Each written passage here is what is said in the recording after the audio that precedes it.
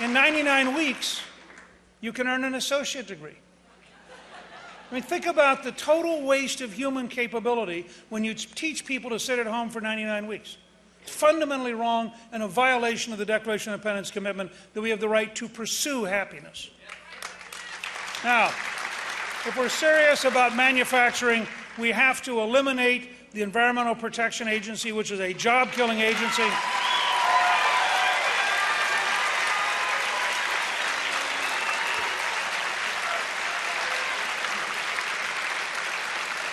We should replace it with a brand new Environmental Solutions Agency made up of new people, and the #1 requirement should be common sense. It should also have to take into account economics. The idea that at the highest gas prices we've had, they are looking at a regulation that would raise the price of gasoline 25 cents a gallon tells you how utterly, totally irrational EPA is today and why we should replace it with a new agency. Not try to reform it, because the people in it have been self-selected to be radicals who are anti-business, anti-local control, and seek to dictate to America.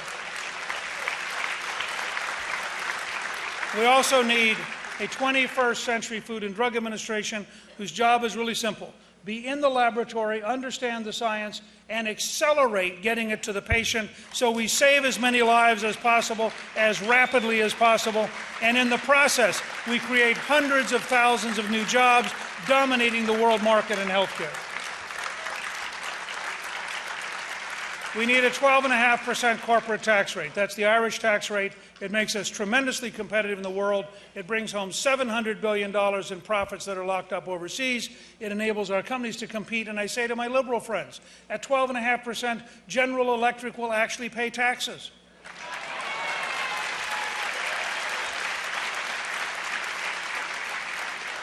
We should abolish the death tax permanently because it's an immoral tax.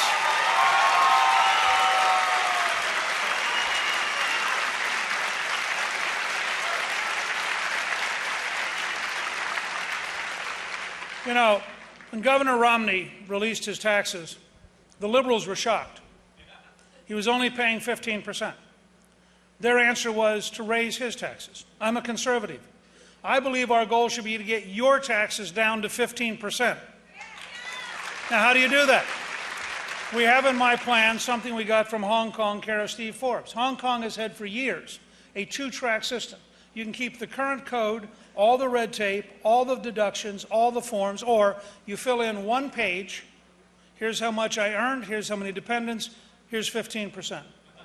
And here's what I want to say to the establishment, because they're going to jump up and say, this is not revenue neutral. They're right. This is called a tax cut. And I have a simple principle. And I want you to understand this because this is going to become a huge argument inside the Republican Party. I worked and helped balance the federal budget for 4 consecutive years, the only 4 years in your lifetime. So when people say, oh, Gingrich is being irresponsible, none of the people saying that have ever balanced the federal budget. We'll get a federal budget balance, but I have a simple principle. My intention is to shrink spending down to the level of revenue, not to raise revenue up to the level of Obama's spending.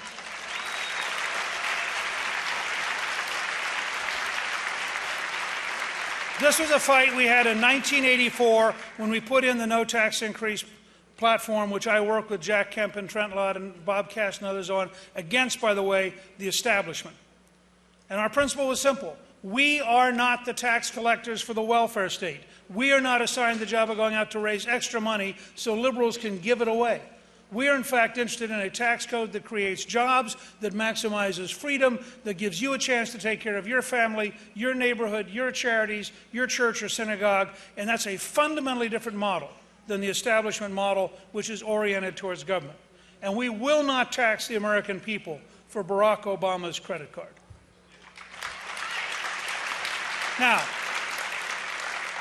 how do you get to a balanced budget then? You cut spending. You cut taxes to maximize economic growth, you reform government, and you use American energy.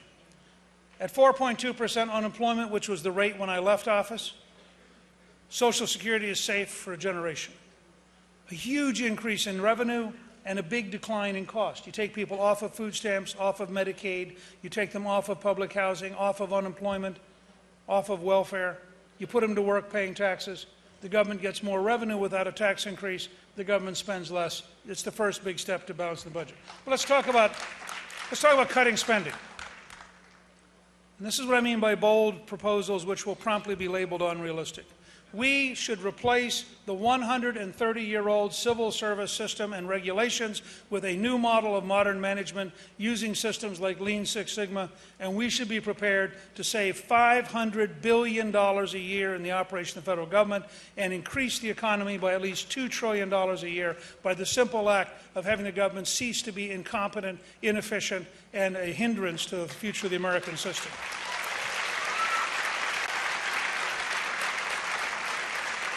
We should look at cutting spending by looking at every single agency, and we should start by abolishing the Department of Energy, which has been a total failure since it was founded. We should apply the system of American Express, MasterCard, Visa to cutting out fraud. We can save $60 to $110 billion a year in Medicare and Medicaid alone by going to modern systems that work. That's almost $1 trillion a decade just in that one zone. We should apply the 10th Amendment. I'm delighted that Governor Perry's agreed to head up a project to develop for the platform this summer, for a contract this fall, and for a bill in January, a 10th Amendment implementation to return power back home.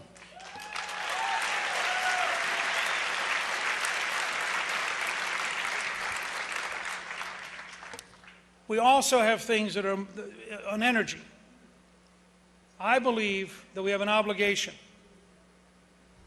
to open up the American system to produce the maximum amount of oil and gas for three reasons.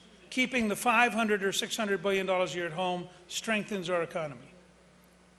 If we maximize production, our goal should be to get back to $2 a gallon gasoline to prove to the American people that the free market works in a practical way that affects your life.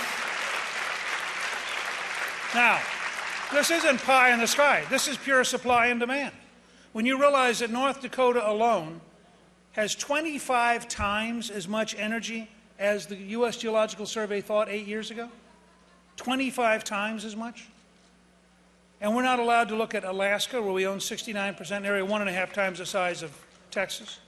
We don't look offshore. I mean, Obama's been an anti-American energy president, and every American pays the price every time they go to a gas station.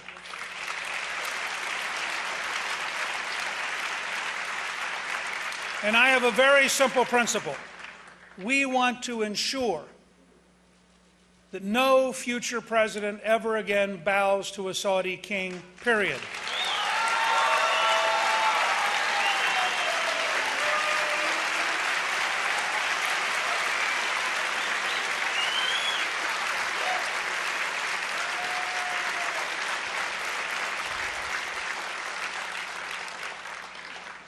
We need to move towards a personal Social Security savings account for young Americans while taking Social Security off budget for senior citizens. And we need to make sure that no politician ever again lies to our senior citizens by threatening to keep from them checks that they earned and that they deserve, because the trust fund is there even if there's no trust in Barack Obama.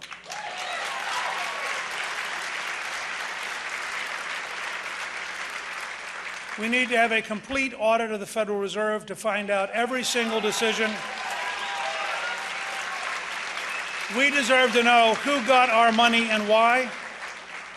If Bernanke has not resigned by the day I am sworn in, I will ask the Congress to pass a law ending his term.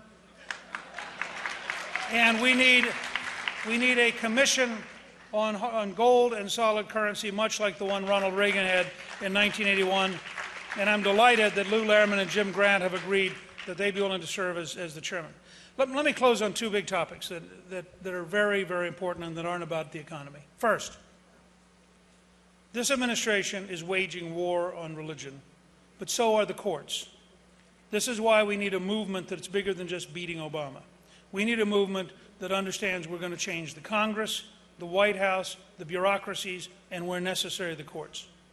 And we all need to understand how real this is. This country was founded by people who came here in order to avoid religious persecution. The very basis of this country was religious liberty. Our core document says we are endowed by our Creator with certain unalienable rights.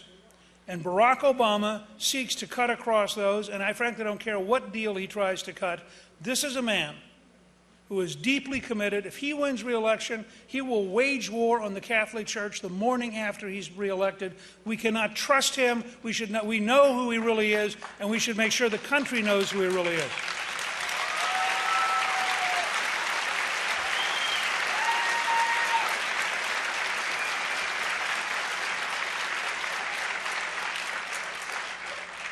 For those of you who want to understand what a real bold solution approach is, if you go to newt.org, there is a 54-page paper that Vince Haley and I put together over a 9-year period that outlines how to rebalance the judiciary and how to reestablish the right of the people to protect themselves against dictatorial judges who are rewriting the Constitution rather than enforcing the Constitution. It's a very serious topic. Finally, this is an administration which lies about who our enemies are, refuses to tell the truth about what threatens us, is blind to the dangers we are running, seeks to weaken radically our defense system, has crippled our intelligence system, and is making a series of decisions around the world that are stunning in their misunderstanding of the nature of reality.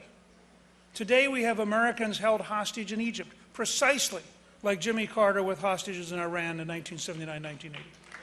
Today we have the person who helped us find bin Laden has been arrested by the Pakistani government. Now, what more do you need to know?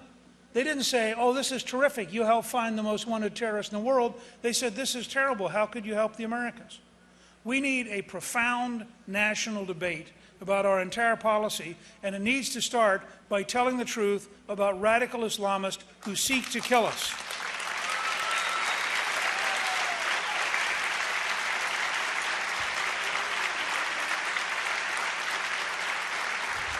This is going to be a big choice, big decision election. I think while I'm seeking the Republican nomination, it has to be an American campaign. We want to say to every American, if you favor paychecks over food stamps, come join us no matter what your background, no matter where you live. We want to be with you in creating a work-oriented jobs economy.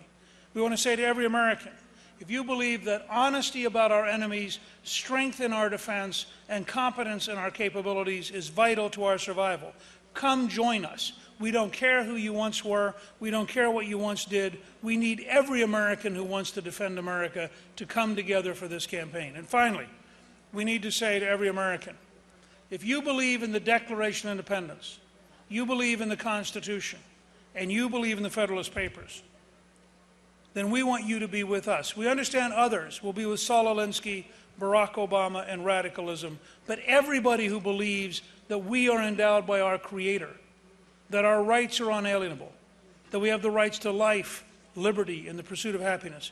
We want you to come from every background in every community in the country. I need your help. I hope you will go to newt.org. I hope you will sign up. We are running a people campaign. We don't have the scale of money that some of our competitors do, but we do have a plan. We are gathering together a team. We have a conservative dream team of people like Governor Rick Perry, Herman Cain, Fred and Jerry Thompson, Todd Palin, Chuck Norris, J.C. Watts, Kellyanne Conway, Linda Upmeyer, Oliver North, a tremendous team. But in the end, we need you. If we can be together, there are many people who can keep mentioning, we love more names, feel free to go to newt.org and add more names. If we will, and I mean this with all the years I've worked in this party and this movement, this is the year to reset this country in a decisive, bold way. We need to teach the Republican establishment a lesson. We are determined to rebuild America, not to manage its decay, and with your help, that is what we will do. Thank you, good luck, and God bless you.